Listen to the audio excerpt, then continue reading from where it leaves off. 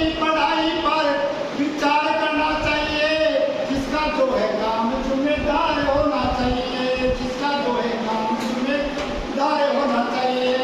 बच्चों की पढ़ाई पर विचार करना चाहिए, बच्चों की पढ़ाई पर विचार करना चाहिए, जिसका जो है काम जिम्मेदार होना चाहिए, जिसका जो है काम जिम्मेदार होना चाहिए। कुछ बच्चे ऐसे जो स्कूल नहीं आते हैं, कुछ बच्चे ऐसे जो स्कूल नहीं आते हैं, उनके माता पिता उनसे काम करवाते हैं, उनके माता पिता उनसे काम करवाते हैं।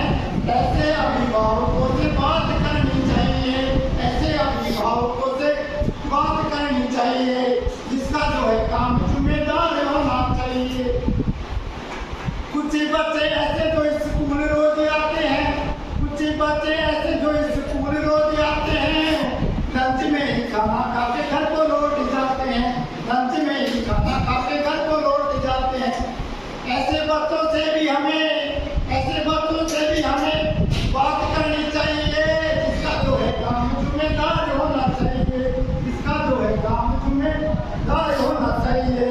बच्चों की पढ़ाई पर विचार करना चाहिए, बच्चों की पढ़ाई पर विचार करना चाहिए, जिसका जो है काम जिम्मेदार होना चाहिए, जिसका जो है काम जिम्मेदार होना चाहिए।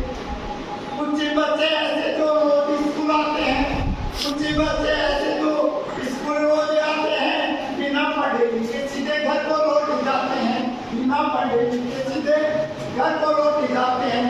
ऐसे शिक्षक बंधुओं से बात करनी चाहिए, जिसका जो है काम जिम्मेदार होना चाहिए, जिसका जो है काम जिम्मेदार होना चाहिए। बच्चों की पढ़ाई पर विचार करना चाहिए, जिसका जो है काम जिम्मेदार होना चाहिए, जिसका जो है काम जिम्मेदार होना चाहिए। आपका हार्दिक अभिनंदन, स्वागत है। राज्य सरकार बहुत कुछ चाहती है कि स्कूलों में सब कुछ अच्छा हो जाए, और कुछ अच्छा करने के लिए गांव के लोगों की सहभागिता उसमें की जाती है। लेकिन क्या बात है कि लोगों को फुर्सत नहीं। वैसे तो चाहते हैं हमारा स्कूल बढ़िया हो जाए, हमारे बच्चों की पढ़ाई लिखाई सुधर जाए, लेकिन हम कुछ नहीं करेंगे, हम देखेंगे नहीं। हमें जो काम दिया है उस पर कोई ध्यान नहीं देना, बस अपने आप करते, ऊपर वाला कर दिया तो, या कोई मास्टर अपनी मर्जी से करे तो कर दे, ना करे तो चलने दो जैसा चल रहा है। उसी का परिणाम है कि आज स्थितियां बहुत बेहतर नहीं है, खराब है।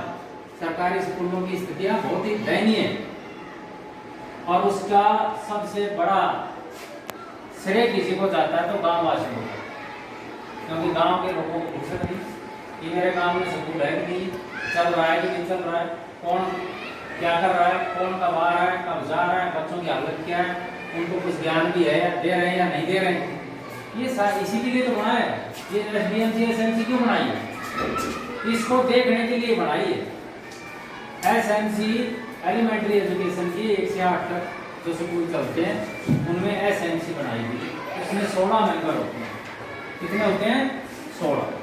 16 में से कुछ टीचर, कुछ बच्चे, उनके अभिभावक होते हैं, कुछ गांव के प्रमुख लोग, प्रतिनिधि भी होते हैं, चुने हुए प्रतिनिधि होते हैं, और कुछ प्रतिनिधियों के सदस्य होते हैं।